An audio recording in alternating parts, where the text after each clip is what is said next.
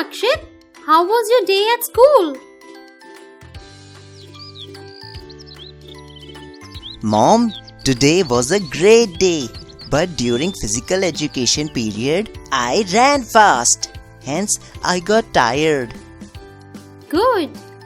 But you should connect your sentences with and.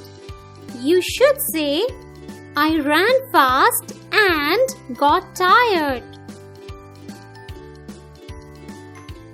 But why, Mom? Because and, or, and but are conjunctions. A conjunction is a word that is used to join words, group of words, or two sentences.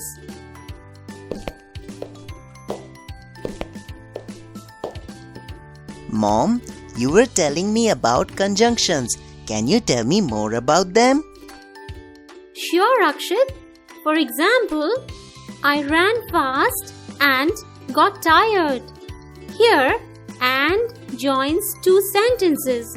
I ran fast and I got tired. Got it, Mom.